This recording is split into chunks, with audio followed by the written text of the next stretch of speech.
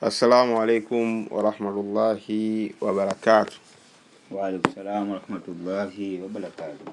Leo tutakwenda kuzungumzia kuhusiana na ugonjwa wa ngiri, au wengine wanafahamu kwa ugonjwa wa hernia, wengine wanafahamu kwa ugonjwa wa mchango wa kiume, wengine wanafahamu kwa ugonjwa wa mshipa. Sawa. Sijui una jina gani lingine nililosahau. Kuna ngiri, mshipa, chango. Kwa mwanamke ndo chango la uzazi. Ndio hayo tu. Tunapozungumzia hernia, kwanza tunazungumzia kuhusiana na kipengele cha misuli na kuta za tishu. Kwa hiyo tunapozungumzia hernia, tunazungumzia kipengele cha nini? Misuli na kuta za tishu. Kwa mara nyingi kitendo cha misuli au kuta za tishu kutokuwa imara au kuwa wazi, kuweza kuruhusu vitu kupenya kutoka upande mmoja kwenda upande mwingine, ndio upelekea kitu kinaitwa nini? Kinaitwa ngiri. Kwa hiyo kuuliza nini maana ya ngiri, nafikiri hiyo ni maana ya ngiri. Kwa kidogo nitakwenda kwa kugusa kidogo mada ya swala yenyewe la ngiri inakuwa ni refu. Tukisema tufanye bayana kitu, tutajikuta tukatumia masaa matatu. Sio, tumeelewana? Tumeelewana. Sasa je, kwa mfano hii ngiri, inapenda kutokea maeneo gani kwa mwanadamu? Mara nyingi ngiri inapenda kutokea maeneo ya tumboni, maeneo ya kinena, maeneo ya paja kwa upande wa juu, na eneo lilofanywa upasuaji, pia kadhalika hata kule eneo la kitovu. Sio, hapo tunafahamiana? Ndio. Na pia hii ugonjwa wa ngiri unawapata watu wa rika zote. Wanawake, wanaume, wakubwa, watoto, wazee na kadhalika. Hapo tuko sawa? Kama una swali tuulizane. Tuko sawa hapo mwalimu. Hapo tuko sawa. Sasa hapa kuna kitu kinaitwa mshipa wa ngiri. Huu mshipa wa ngiri ndio umegawa aina kuu mbili za ngiri. Kuna ngiri kavu na ngiri maji, pamoja na ngiri ya tatu ni ngiri ya kuvimba. Kwa kuna ngiri kavu, ngiri ya maji, na ngiri ya nini? Ya kuvimba. Ngiri ya kuvimba. Lakini kabla hatujaendelea kote kufika mbali, twende tuangalie miongoni mwa dalili ambazo zinabainisha mtu kuonesha kuwa kama ana tayari ana ugonjwa wa ngiri, au wengine wazungu wanauita hernia. Japo kidogo maelezo ni marefu. Sasa je, wewe unafahamu dalili gani ya ngiri?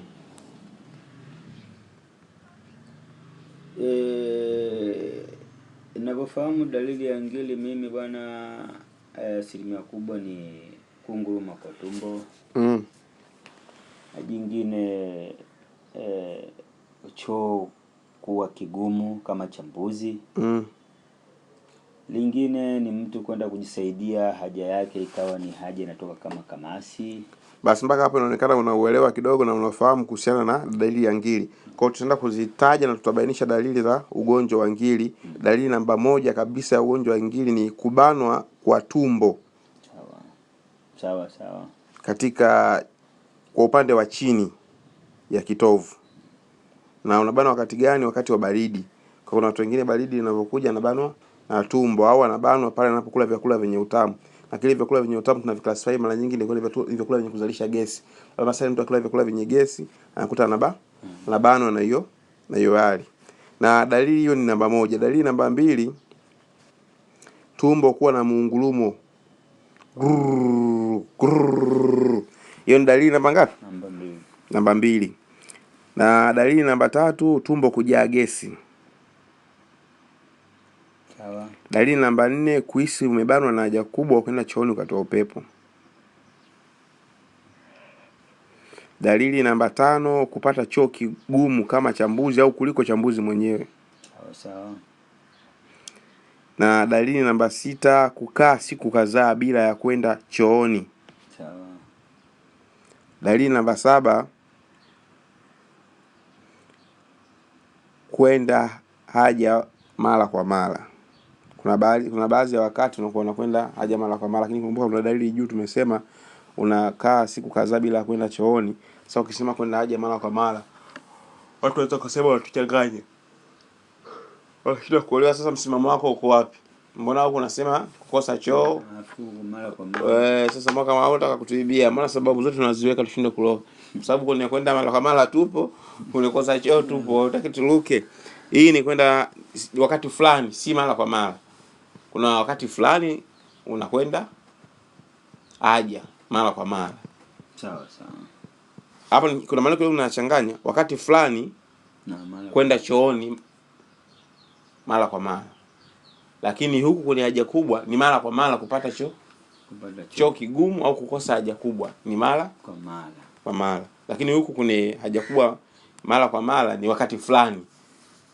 Ikajitokeza tu baadhi wakati. Lakini mara nyingi pia hiyo dalili inaweza pia kutokea hata wanawake. Sio hapo tuko sawa? Tuko sawa.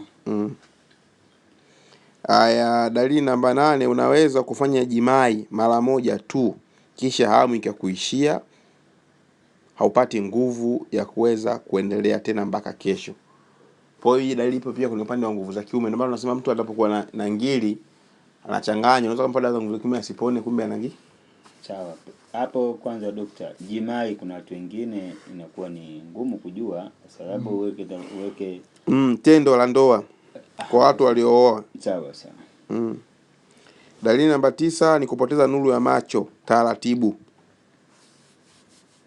Dalili namba 10 hutokea wakati mwingine ukifanya tendo la ndoa mwanzo kabisa tu au katikati ya tendo gari likazimika. Yaani mafuta yakaisha. Chwe.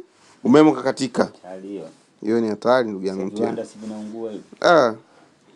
Dalili namba 11 kuvutwa kwa kende. Sawa. Kwa upande, unataka upande mmoja unavuta wa kulia au upande wa kushoto. Tena hali ya maumivu. Dalili namba 12 kupiga mshale sehemu ya haja kubwa. Upande wa karibu na tupu. Sio unifahamu mpaka hapo? Nakufahamu. Mshale ule kitu kinachoma. Unahisi kama kitu kinakuchoma hivi. La pia kama tulivyosema hapo mwanzo tulisema ugonjwa wa ngiri unawapata watu gani? Ugonjwa wa ngiri unawapata wanawake kwa wanaume. Watu walika zote. Naam. Pia kuna baadhi ya dalili hujitokea kwa wanawake. Hizi hujitokea wanawake ni hutokea kuumwa sana kwa chango asubuhi na jioni au kabla ya kupata siku zake. Kwa mwanamke kabla ya kupata siku zake anakuwa na maumivu ya ajabu sana. Kwa hiyo ni inapelekea ni chango. Au ndio ngiri kwao. Kwao ndio ngiri. Na dalili nyingine kwa wanawake au ni namba 2 husababisha kwenda haja ndogo mara kwa mara kwa wanawake. Okay. Kwa wanaume kisukari. Na apime, labda kanywa maji mengi. Tunataka apime. Sababu nyingine ya 3, mwanamke anaposhiriki tendo la ndoa anaona adha, anaona tabu, anaona ziki, wala hisi ladha yoyote. Chango. Wasio mnauzia watu tu ulimbo, kumbe wengine wana mchango, au ni ladha kwa sababu wana mchango. Sawa sawa. Sijui hapo tumeelewana? Hapo tumeelewana. Kwa hiyo sasa sijui kuna swali katika kipengele gani? Hapo katika hiko kipengele maalum au bwana dokta, hapo swali mimi sina kwa sababu yote uliyagusa naona yanashabiana na huo ugonjwa. Na asilimia kubwa na mimi ninao. Hakika. Kwa hiyo sasa yote hayo unayazungumza yapo na maswali sidhani kama yapo. Basi tutaendelea, tulisema tunabainisha katika aina mishipa ya ngiri. Tukasema kuna mshipa wa ngiri kwa aina 3, kuna mshipa wa ngiri kavu, ngiri maji na ngiri ya kuvimba. Hapo tutaelezea nini maana ya ngiri kavu. Ngiri kavu tunasema ni sehemu ya nyama kujipenyeza kwa upande wa juu au upande wa pili. Aina hii ya ngiri kavu hujitokeza maeneo ya tumboni, hujitokeza kwenye kokwa au kwenye kende. Kuna maeneo ya tumbo unakuta kuna mtu kavimba. Kwa kuna baadhi ya tissue au misuli inajipenyeza kutoka kwenye ukuta wa ndani kuja ukutwa wa nje.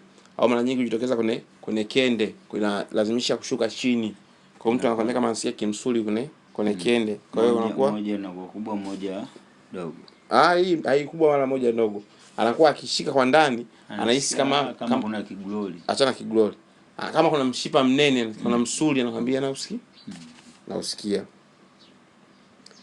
Pia tunavyosema hernia. Hernia maana yake tunazungumzia ni uvimbe katika eneo lilotanuka, ndio hernia. Sawa. Sio, nielewa? Je, unakumbuka ngiri ni nini? Ngiri hapo kujua ni nini? Tulianza mwanzo tukasema ngiri ni nini, au sawa? Nisha sawa. Haya bwana. Tulisema ngiri ni kitendo cha misuli au tishu za ukuta sawa kujipenyeza, au kuta za tishu kujipenyeza katika sehemu moja kwenda sehemu nyingine, au hizo tishu kutokuwa na uimara au kuwa wazi. Kwa hiyo zile tishu zitakuwa na imara au kuwa wazi zinaruhusu vitu kujipenyeza, ambapo vitu vinatoka sehemu moja kwenda sehemu nyingine, na huo kujipenyeza kwao kunapeleka kupelekea uvimbe. Sasa ule uvimbe katika ile eneo lililotanuka tunauita hernia. Sawa. Hapo sisi tuko sawa? Hapo tuko sawa. Nimeshaelewa. Tuko sawa, mbona unasahau shanga? Kusahau ni mwanadamu alivyoumbwa. Lakini je, ni vitu gani ambavyo vinapelekea ugonjwa huu wa hernia au unapelekea ugonjwa wa ngiri? Wataalamu katika uchunguzi wao wote wanakubaliana kwamba wamekosa sababu maalum hasa exactly ambayo inapelekea kusema ugonjwa huu unasababishwa na kitu fulani. Vipo tu sababu ambazo ndogo ndogo tutazitaja, lakini si zenye nguvu wala si zenye mashiko. Kwa mfano kujikooza, kunyanyua vitu vizito. Sio, nielewa mpaka hapo? Sawa. Na huu uvimbe mara nyingi unaojitokeza hapa, unaweza ukalala ukaona umepotea. Unarudi ndani. Lakini ukiamka unakuja nje. Kwa hiyo lakini hamna sababu exact, na sababu nyingine tu mtoto anaweza kazaliwa hivyo, au katika ufungaji wa vitovu wakasahau kufunga vizuri, wakaacha baadhi ya tishu kujipenyeza katika yale matundu. Kwa hiyo ni mambo kama hayo ninavyoelezea. Na aina ya hernia kama hiyo hutokea mara nyingi tumboni. Unasikia hapa mtu amevimba upande huku na anavimba kwenye tumbo. Ikitokea kwenye paja kwa juu hapa, hutokea kwenye kinena na hutokea kwenye kitovu.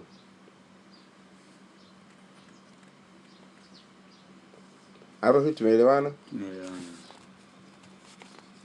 Lakini mbali ya hizo dalili za awali nilizozitaja, pia zipo dalili zingine ambazo hatukuzitaja, kama mtu kende moja kuvimba sana, au mtu kende kujaa maji, au mtu kende kutokiwa na kigololi kidogo kwa ndani, au mtu kende kuhisi kama ina nyama, kuwa na maumivu makali ya mgongo, maumivu ya kiuno. Kwa hiyo alikadhalika zipo dalili nyingi sana, na zipo aina nyingi za ngiri au ziko aina nyingi za hernia. Kuna baadhi ya vitabu vingine wanasema kuna kama aina 99 za ngiri. Na hizi zilizozitaja ni baadhi tu, lakini zipo nyingi sana, na pia hata mtoto mchanga anafikwa na ugonjwa huu wa ngiri. Kama ukisoma na ufuatiliaji wa hernia na ngiri, mtoto mchanga pia anafanyaje? Anashikwa. Kama tulivyosema mwanamke pia anashikwa, na kushukaji wake unaitwa chango. Hiyo pia ni ngiri, mshipa wa kike. Sawa. Kwa sijui hapo tumefahamiana kuhusiana na haya maelezo. Hapo tumefahamiana. Ila kuna moja ndio nataka unifahamishe vizuri kusudi nipaelewe. Ndio. Sasa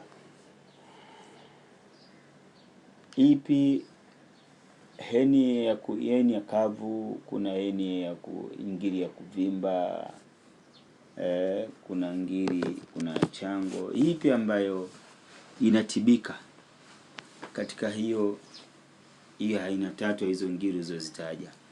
Ipi ambayo inatibika kizungu, yani kitaalamu zaidi? Kutibika tafsiri yake ni kupona, au tafsiri ya kutibika ni kufanyaje? Ni kupona. Zote zinatibika.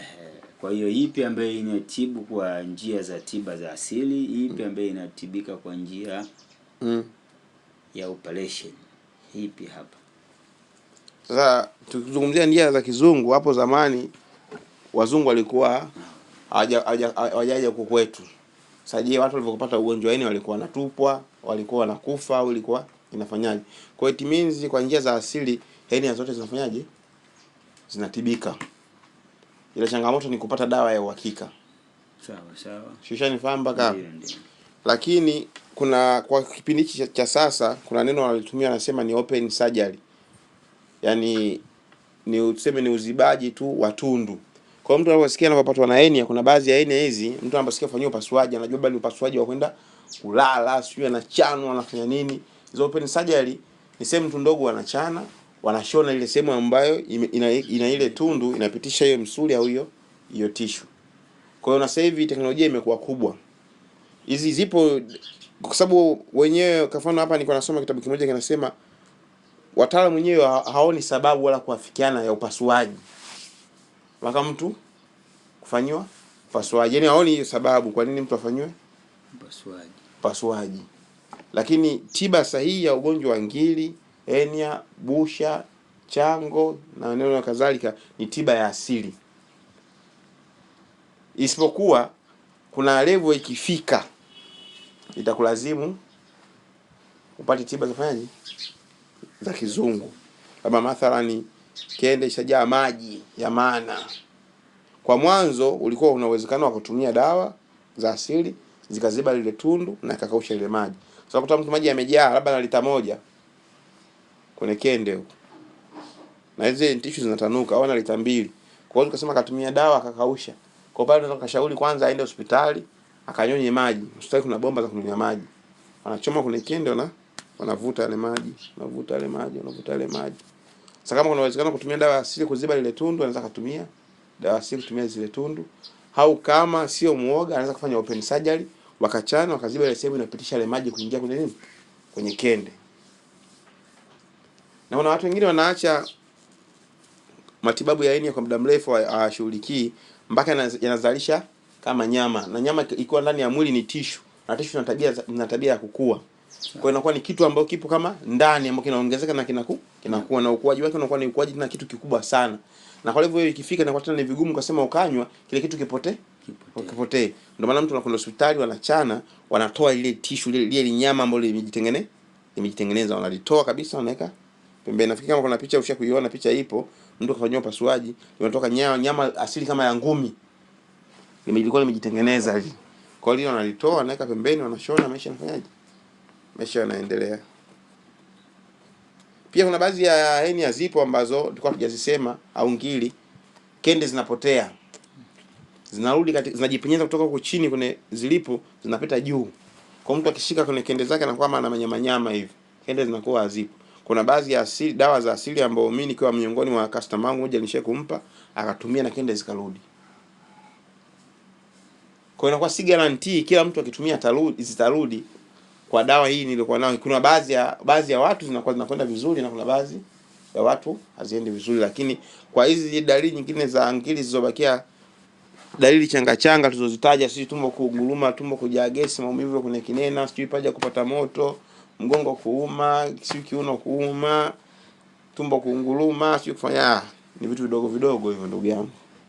Havina shida yote kabisa. Sasa dokta, mimi kuna jambo nishawahi kusikia ama sijui nikusikia ama sijui labda ndio nalifahamu. Ngiri umeniambia inatibika kwa upande mbili, lakini sasa kuna moja hii wanasema ngiri tiba yake nyingine ambaye ni ya nyepesi zaidi, kuchukua maji ya moto na kuchukua ndimu kunywa, alafu ile ndimu na isugulia katika kende. Hii unayo utaalamu gani au ulishawahi kusikia ama ni kweli ama tuna mganga siku tunakuwa tunafanyiwa tu figisu? Kiukweli mimi sijawahi kusikia hiyo dawa kwa mimi binafsi. Na sometimes kujua vitu utegemeana na umri.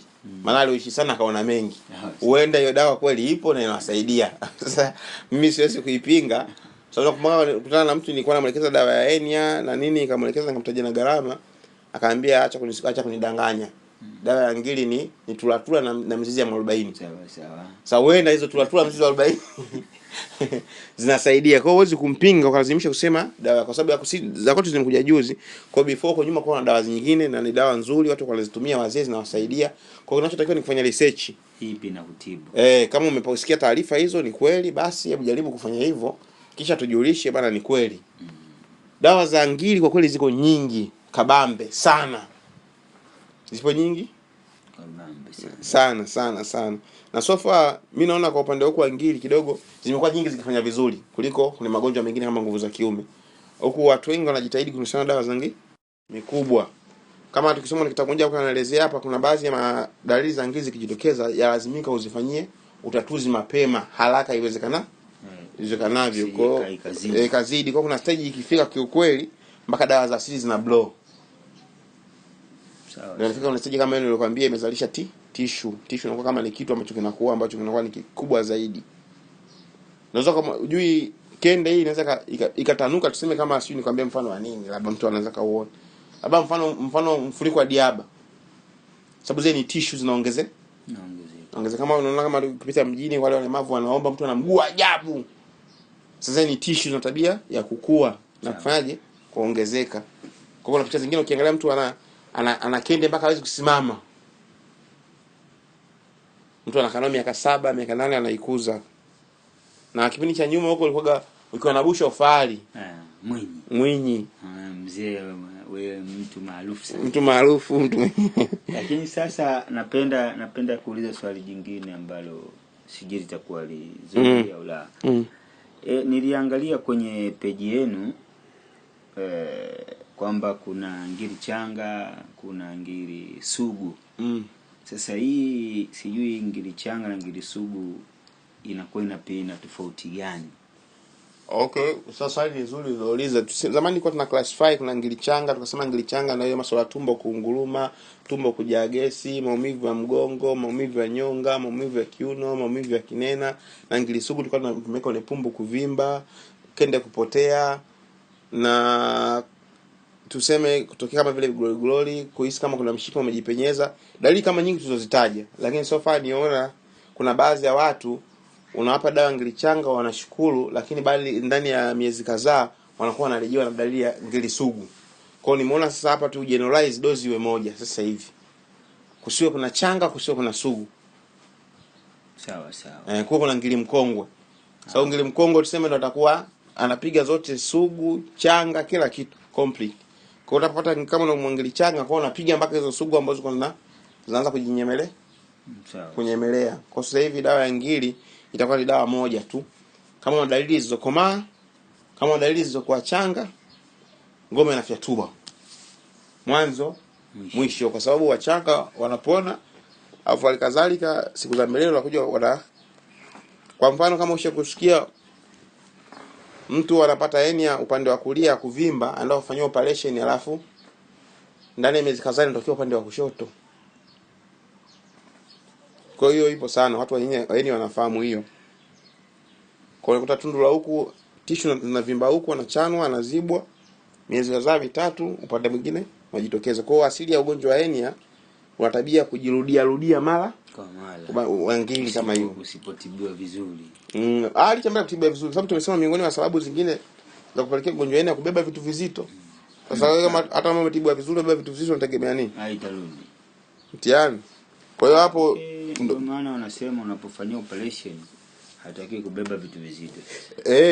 Kubeba vitu vizito kwa sababu unajikamua, kuna uwezekano ukatatua zile nyuzi au kasababisha kama hivyo hizo seli au misuli tissue kupita upande mmoja kwenda upande nyingine kusababisha hernia. Kwa hiyo kwa sababu ni kufanya research na tuko kwenye msimu mpya kwa kusahisha makosa, kwa hiyo tukagundua kwamba kwa sababu ina tabia kujirejea, tutoe ili kundi la changa na sugu. Kwa hiyo tuwe na hii mkongwe ambao moja ambao itakuwa inaburuza zote. Kwa sababu unaweza kumtibu mtu changa afu zikajirejea sugu. Kwa hiyo inabidi upige zote hizo changa na hizo sugu ambazo zinajiandaa kuja kujitokeza. Kwa sababu na tabia kufanyaje? Kujirejea mara kwa mara. Sawa. Bwana Dokta, kuna swala ambalo jamaa yangu mjomba wangu ambalo amelipata. Alikuwa na ngili, lakini alikuwa na ile busha, akaenda akafanyia operation.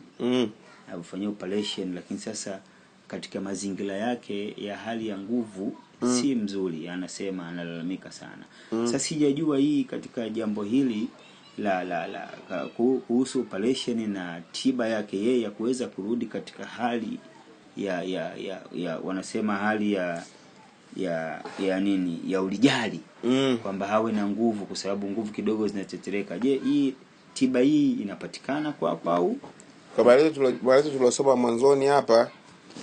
Tujikumbushe tena, tulisema ya kwamba miongoni za dalili ya mtu mwenye ugonjwa wa ngiri, tukasema anaweza kaenda tendo la ndoa mara moja akashindwa kurejea, au tukasema gari linaweza likafanyaje, likazimika wakati wa kwanza likagoma kuwaka, au ameanza hajafika hata na pale ngome imefanyaje, imezimika.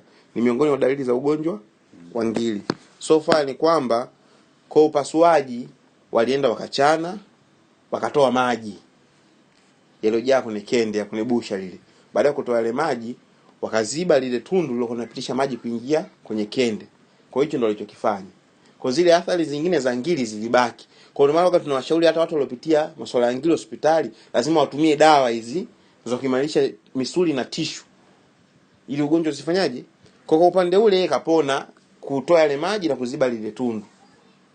Je, vile vitu vilopelekea mwanzo hizo athari zikajitokeza, je kasha vitibu? Bado hajavitibu. Kwa maana ajitibu mali arudi katika hali ya kawaida. Kwa hiyo maanishi kama kwa mfano umeenda kufanyia operation, labda ukachana ukatolewa maji au ukatolewa ule uvimbe, ndio tumbo lisiungulume au tumbo lisijaegesi, hamna. So upasuaji kitu kingine na swala zima la tumbo. Sio tuko sawa hapo? Sawa. Kwa hiyo vitu vinafanyaje? Vinategemeana. Ndio maana wanasayansi wenyewe wanarecommend tiba sahihi, tiba ya asili. Yaani ni kesi kitokea baadhi ya vipengele na vinalazimika tu kwenda kufanywa operation au kufanywa open surgery au upasuaji. Lakini ni vyema urejee huku tiba za asili. Tiba za kwamba upate sasa huduma ya tiba ya kuweza kurudisha katika hali ya ulijali. Sawa. Na zamani kidogo teknolojia ilikuwa kidogo ni ngumu, mtu akifanywa operation akifanywa upasuaji wa ngiri kwa kama miezi 6. Sasa kutokana na maisha yetu ya Kiswahili ya Kiafrika huku, japokuwa sio gharama, labda hizo operation labda ni 200,000 sio au laki ngapi tena na hospitali, mtu aangalie zile gharama za kwa ajili ya operation, anaangalia yale maisha baada ya nini? Ya operation. Kwa ndio kupelekea watu kana mabusha au na makende au kuwa na hizo ngiri kwa muda mrefu. Kweli sio mtu kama ana uwezo wa kulipia hiyo, ana uwezo wa hiyo 200,000 300,000, lakini anaangalia baada hapo nitakataza kufanya kazi, nitaambia nilale ndani kwa muda kama miezi 6 au miezi 3. Sasa familia yangu itaishije? Sawa. Kwa ndio mtu anaendelea na hiyo hali mpaka siku hali ile taabani. Lakini jambo zuri kwa kipindi hiki sasa hivi teknolojia imekuwa kubwa. Kuwahi mapema. Ni kama masaa 3 sasa hivi operation yake. Yaani ni muda mdogo tu sasa hivi. Teknolojia imekuwa kubwa na chana, yani kuna namna ambayo wanafanya sasa hivi. Sasa hizo hospitali za missionaries, hospitali za missions wako vizuri sana. Kwa wanachana masaa 3 umeshamaliza zoezi. Unatoka unarudi nyumbani ukaguza kidonda mwezi au wiki kadhaa au miezi miwili basi. Si kama zamani. Kiukweli zamani watu wengi wanaogopa. Kwa zamani kwa upasuaji wa maana unafanyika. Sasa mtu anaogopa ile matibabu kutokana na maisha baada hapo, na watoto 3, nyumba ya kupanga, una umeme, maji, na maisha yako yanategemea kutoka ili ndio muweze kuishi. Sasa ukiambiwa yale miezi 3 ngumu sana. Ni ngumu. Sasa mtu anaomba dua hivyo bwana. Naomba dua hivyo. Alafu pia kulikuwa kuna kasumba kipindi cha nyuma watu wanaogopa upasuaji ya hizi ni masuala ya mabusha au matezi dume haya, maeni na mengineyo. Sababu ile ni operation na ina side effect some kind. Kuna baadhi ya watu kuna maneno yanasambaa yanaenea kwamba unaweza kufanya operation ya ngome sisima. Sasa mtu anabulaza hizi zinazozipata, lakini shughuli kidogo na gusagusa. Je, nikifanywa upasuaji afu ngome kazimika? Itakuwaje? Itakuwa ngumu. Kwa ni miongoni mwa vitu ambavyo vilikuwa vinapelekea sana watu kufanya upasuaji wa masuala haya ya makende na busha na henia. Kwa hiyo ndio maana wakuta watu wanadumu nayo, lakini nafikiri serikali sio kama kila mwaka, sio kila baada ya muda gani waga wanatoa dawa bure kwa ajili ya makende, kwa ajili ya mabusha. Na sina hakika juu ya kauli yangu, nafikiri katika hospitali za serikali kuna vitengo ambao wanatibu bure haya mabusha, makende. Sawa. Kuna baadhi ya sehemu wanatibu bure. Sina hakika juu hilo, kama nishaye kusikia hivyo. Kwa kama watu wasiogope sana, kama kienda hospitali ya serikali nasikia matibabu kidogo yanafanyaje, yamepoa mpaka kufikia kiwango cha nini, cha bure kuhusiana na upasuaji wake. Sijui kutoka na swali hapo. Hapo bwana, mimi nashukuru, nimelizika, sina swali jingine. Labda kama kuna jingine la kuongezea ambalo nalo kuhusiana na matumizi, kuhusiana na tiba yenyewe. Kuhusiana na matumizi ya dawa hizi za ngiri, dawa za ngiri kidogo haziko formal, yani haziko constant. Utegemeana na dalili za ngiri mtu alizozisema, kwa sio zenye kukalilika, lakini mara nyingi kuna dawa kwa ajili ya kusafisha tumbo, kutoa sumu, takataka zote ambazo labda zina produce gesi, tumbo lile linaunguruma, tumbo lile linajaa gesi, wewe unakosa choo. Kuna dawa ipo maalum unaweza kutumia kwa muda kwanza wa wiki moja kwa siku za mwanzoni kwa ajili ya kufresh huo mwili kwa katika hali ya usawa. Pia kuna dawa ya kunywa ambayo ni asili. Hiyo unakuwa unakunywa kwa ajili ya kuondoa zile reaction za mwili ambazo zilizofanywa na hizo athari za ugonjwa wa ngiri wenyewe, na kuimarisha mwili kusupport tissue hizo kuwa imara ili zisiweze kuruhusu kupenya kwa kuta za sehemu nyingine kwenda sehemu nyingine. Pia kuna miti, ngiri ya miti, nafikiri wewe ushakuisikia kuifahamu dawa za miti hizi ambao unaloweka unakunywa, ni dawa nzuri sana za mchango. Pia kuna dawa hizi za miti za unga ambazo zimesagwa unakunywa kwenye maji ya moto. Jajui nishakutana na watu wengi actually ambao wanasema ya kwamba washatumia dawa nyingi sana za ngiri kama hizi za kunywa mara nyingi dawa za ngiri chungu. Sio kidogo, mara nyingi dawa za ngiri ni chungu tu wazi. Na asili ya dawa iwe chungu. Maana kama ikiwa tamu tena si dawa tu. Dawa tamu sasa itakuwa soda hii. Kwa hiyo dawa za nyingi mara nyingi kidogo ngiri zinakuwa chungu. Kwa sababu mtu akamwambia nishakunywa midawa. Kwa mimi naona dawa mtu akisema amekunywa sio jambo baya afu na hajapona, lakini mimi naona kama kipengele kinachokosewa ni kile kipengele cha mwanzo cha kulifumua tumbo, cha kuondoa kwanza ule uchafu. Kwa sababu mtu anapokuwa na hali hizo takataka nyingi, sababu kwa mfano tumesema dalili hapo moja ya ngiri, mtu anapata choka machambuzi. Kwa mfano mtu anashinda anakula siku 2, anakula miftari, anakula wali, anakula ugali, afu anachoka machambuzi yani kidogo. Sasa jiulize kitu tumboni kuna nini? Au na mwingine choo kimefunga kabisa. Kwa in case hata kijikapata dawa ya ngiri kama zile za mizizi za kunywa za nini anza kanywa zisifanye kazi kutokana na digestion haifanyiki. Kwa hiyo maana sikujitahidi nasema kwanza upate dawa kwanza kulifumua tumbo lote. Kulitibua kabisa, kutoa takataka, uchafu wote. Tumbo linakuwa jeupe. Kwa unapoingiza dawa inapofanywa digestion inaingia na tibu halikadhalika. Kwa wale wengi waliotumia hizo dawa za ngiri na asilimia kama 80 au 90 mpaka 100 hawakutumia dawa za kusafisha tumbo kwanza, kuweka tumbo kuwa,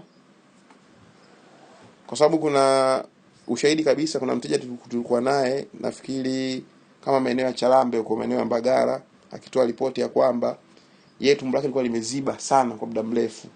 Baada tumbo kuziba kwa muda mrefu alikuwa hata kuna kipindi akifika akimeza vidonge, vile vidonge anavinya kama vilivyo. Bwana akienda chooni kuna haja kubwa, akiangalia hivi vidonge anaviona kama ni panado au nini yani vimegoma kufanywa digestion, tunaona uchafu ulivyokuwa mwingi. Sasa hivi tuangalie kama ndio mtu anakunywa vile vidonge afu alikuwa atazami uko chooni, anaweza kujua mbona siponi. Mbona vidonge vyenyewe anafanya vidonge ameshavitoa. Sasa hiyo inaonekana tumbo liko chafu sana, digestion inakosekana, uwezekano wa dawa kufanya kazi unakuwa ni mdogo. Kwa mpaka huyo mtu tu nakumbuka tukamshauri kutumia kwa muda kama siku 3 akawa atumii dawa yote na kunywa maji ya madafu tu. Sasa maji ya madafu yanasaidia katika kulainisha choo na kufungua tumbo. Mpaka anakolifungua tumbo akawa analisha ajabu. Kwa hiyo mambo ni ya kuyazingatia. Kwa watu kama hawa ngilingili, si kila tu dawa sababu ni ngili au ndio kila dawa chungu. Ndio mtu mwanzo akwambia ni mwarobaini na tulatula, kama mwarobaini si mchungu, tulatula nazo chungu, kwa kinywa na dawa chungu. Na mara nyingi hiyo inakuwa mtu akinywa ule msisimko kidogo ndio mtu anajiona kama anapona. Sio, naelewa mpaka hapo. Kwa hiyo nafikiri hiyo conditioning ndio imesaidia kidogo wateja wetu wengi kuhusiana dawa hizi za ngiri na matatizo tuliyotaja hapo, wamekuwa akienda vizuri. Kwa mahitaji ya dawa za chango, ngiri, hernia, mshipa, tezi dume, zote bila shida zinapatikana, dawa nzuri za asili, tena zingine ni food supplement kabisa ambazo unaweza kuzitumia na kuwa katika hali nzuri na hali ya msawazo kabisa bila shida ila changamoto yoyote. Na ugonjwa unawasumbua watu wengi sana, kwa sababu jikuta unahangaika sana tatizo la nguvu za kiume sana. Tatizo likawa huku. Likawa huku. Ukatumia dawa, ukatumia majembe mixi, ukatumia machuma, ukatumia olijali, ukatumia ujana, ukatumia nini? Wapi? Mpaka unaona uza dawa yote matapeli. Kumbe una ngiri. Wewe ukatumia ngiri mambo yakaenda. Kwa ni vyema mtu kujijua ugonjwa uliokuwa nao na ugonjwa unafanyaje? Unaokusumbua. Sasa na ili mtu ajue sasa kwamba ana tatizo hilo la ngiri. Je, nyinyi huko kwenu mnapima ama atafuata tudi ajue kwamba sasa yeye ana tatizo hili la ugonjwa wa ngiri? Je, haende hospitali kwanza akapime ama kuna utaratibu gani wa kujua hili swali? Mimi kwa utaalamu wangu au experience yangu wa usomaji wa vitabu na ufuatiliaji wa ugonjwa huu wa hernia au ngiri, zipo dalili ambazo wenyewe wazungu, maana kwa sisi wa Afrika tunaona wazungu ndio kama watu wa mwisho. Wazungu wenyewe wameshindwa kusema hernia inasababishwa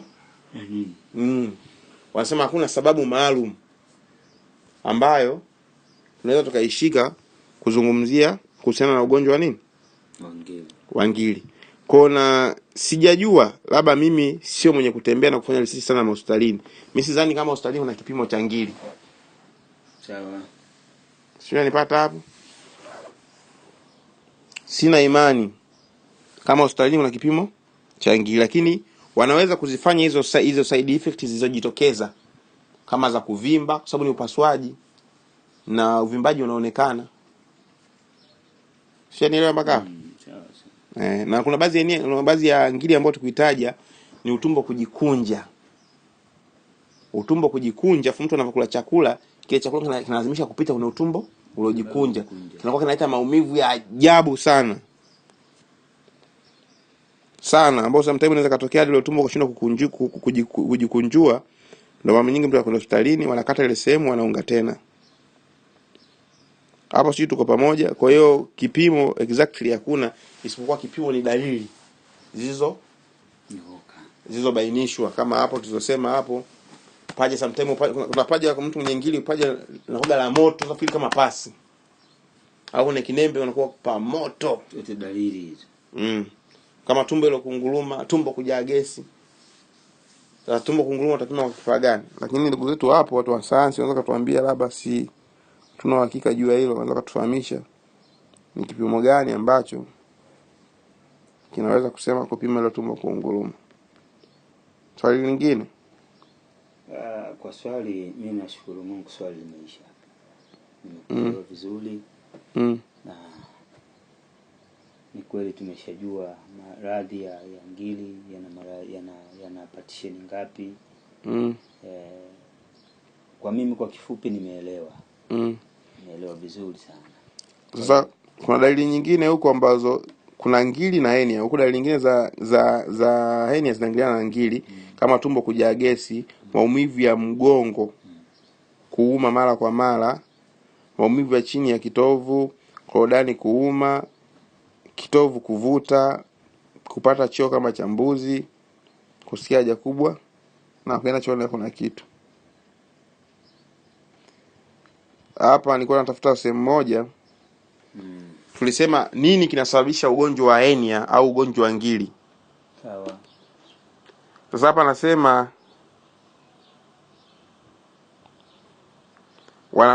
wanasayansi au wataalamu wanaafikiana mara nyingi hakuna sababu inayoeleweka ya kusababisha ugonjwa wa ngiri au hernia.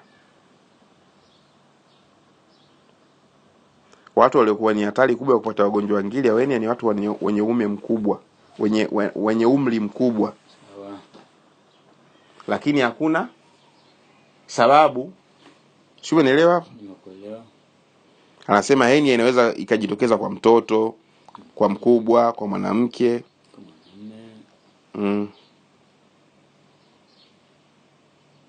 Sasa mtoto mwenyewe anaweza kuzaliwa na matatizo hayo ya tumbo yeneka ikawa ipo. Sababu nyingine, hizi sababu ambazo nyingine zinasababisha ugonjwa hili, lakini sababu tunachokubaliana, sababu ya msingi hakuna. Lakini sababu zipo tu, watu katika jitihada na jitahidi. Wanasema ni shughuli au madawa yanayosababisha mgandamizo kwenye kuta za tumbo. Yanaweza kusababisha vitu hivyo kwa pamoja. Hapo tuko pamoja? Sasa hapa anasema sababu hizi ndogo ndogo ambazo tunaweza kuziambatanisha kwenye hizo ugonjwa wa ngiri au hernia, tunasema ni kujikamua kwa nguvu wakati wa haja kubwa, kutoa choo kigumu. Pia ile hali ya kujikamua ile kuanza kapelekea baadhi kujikamua ile misuli, ukapelekea baadhi ya tishu kutoka sehemu moja kwenda sehemu nyingine, sababu tunatumia nguvu. Kama tulisema ngiri ni hali ya kutoka kwa tishu kutokuwa na nini na uimara. Sababu nyingine anasema ni kikohozi cha mara kwa mara.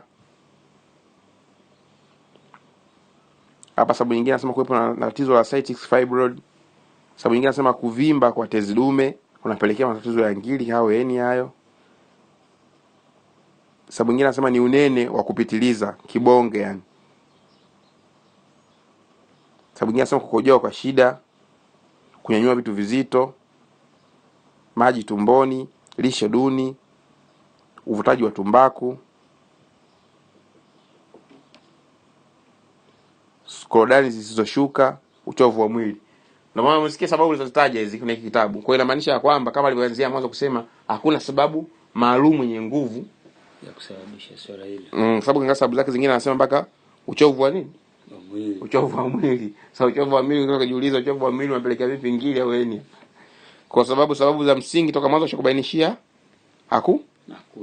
hakuna. Kwa nafikiri hao ni maelezo kwa urefu kuhusiana na nini? Kwanza hapo kidogo nimepata mawazo kidogo, inawezekana wengine tunafahamu au mimi nikaa sijui. Hapa kuna hernia.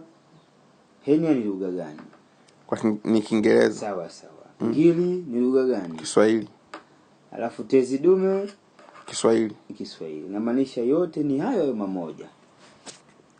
Ila yanatofautiana. Sawa, tofauti yake nini hapo?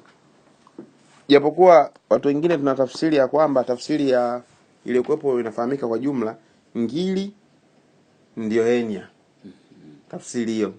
Lakini ukisoma kimaana kidogo kindani ni kitu kimoja lakini kina tofauti. Kwa mfano, tunapozungumzia ngiri, tunasema ni kile kitendo cha misuli au tishu kutokuwa na nini? Kutokuwa na uimara, kuta za tishu. Sawa. Kutokuwa na imara au kuwa wazi. Hernia Ni ngiri. Kutokuwa na imara au kuwa wazi, hiyo ni ngiri.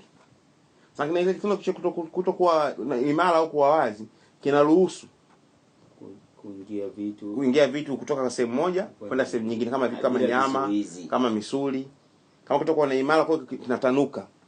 Sasa tanukaji wake na kuvimba ndio hiyo tafsiri nyingine ndio inaitwa nini? Hernia. Kwa hernia uvimbe. Okay. Kwa hernia inaingia katika, kwa sisi Waswahili tutumie neno moja la Juma. Tunasema kwamba kuna mshipa wa ngiri. Okay. Kwa sababu mshipa wa ngiri jamaa ndo akaanza kugawanywa, akasema kuna ngiri kavu, ngiri ya maji na ngiri ya kuvimba. Okay. Sasa ile ya kuvimba ndo tuseme kama ndo hernia. Kwa hiyo kwa lugha nyingine hapo kuna ugonjwa. Alafu kuna tatizo. Yaani kuna ugonjwa, alafu kwa lugha nyingine useme kuna tatizo, kwamba huyu ugonjwa wake ni hernia. Lakini ana tatizo ndani ya hernia mle kuna nini? Kuna uvimbe. Nini ndio uvimbe? Sawa. Yaani hapo kwa kauli ile iliyonyoka, ngiri ndio zao la yote. Sawa. Kwa hiyo ngiri ndio ikazaa neno mshipa wa ngiri. Kwa mshipa wa ngiri ndio ikaweka vigawanyo vitatu. Okay. Ngiri ya maji, ngiri kavu na ngiri ya kuvimba. Kwa ngiri ya maji ndio ile busha. Okay. Ya kuvimba ndio hii hernia, uvimbe unajitokeza. Kwa hiyo kitaalamu kuna ngiri kavu, kuna ngiri ya maji na ngiri ya kuvimba. Lakini sasa huku kwa lugha sisi tunavyoita kwa kitendo kwa kuita sasa. Kwa Kimatumbi kuna hernia, Sawa, kuna ngiri alafu kuna tezi dume. Sasa tuachane masuala ya Kiingereza sababu wote si darasa la pili au darasa la tatu. Kwa hapo tunasema kwa kifupi ugonjwa ni mshipa. Sawa. Mshipa. Mshipa wa nini? Mshipa wa ngiri. So mshipa wa ngiri ndio una vigawanyo vitatu. Sawa. Ngiri kavu. Okay, hapo sawa. Ngiri ya maji na ngiri ya nini? Ya kuvimba.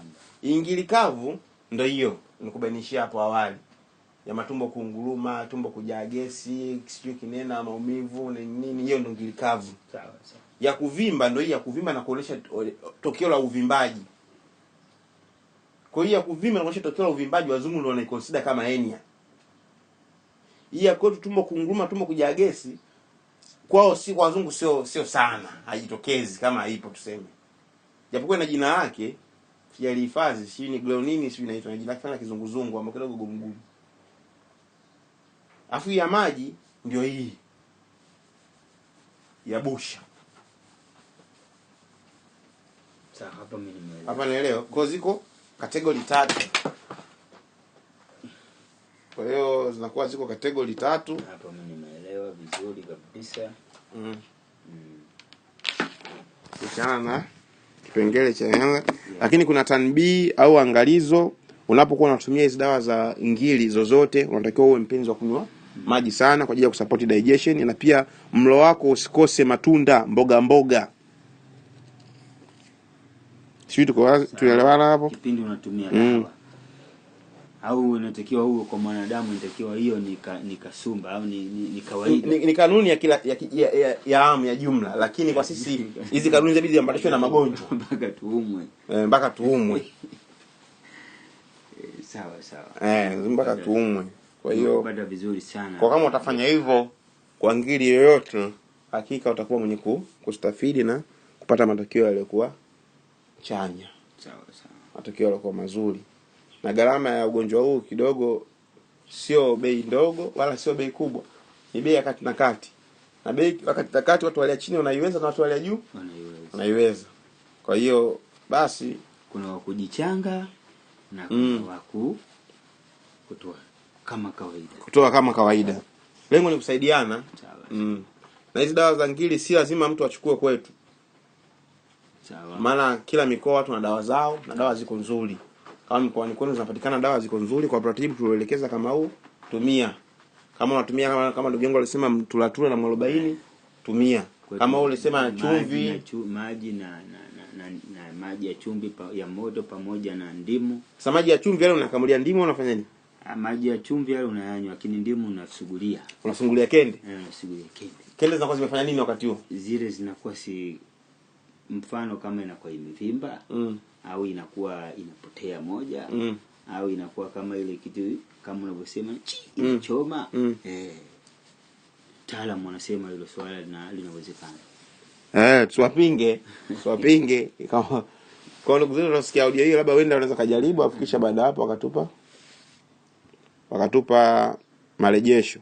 Sawa. Kwa hiyo ni Profesa Kashaga toka Kashaga Company hapa. Si nashukuru kuhusiana na maelezo hayo mahususi kuhusiana na tatizo la ngiri, hernia, busha, tezi dume na mengineyo.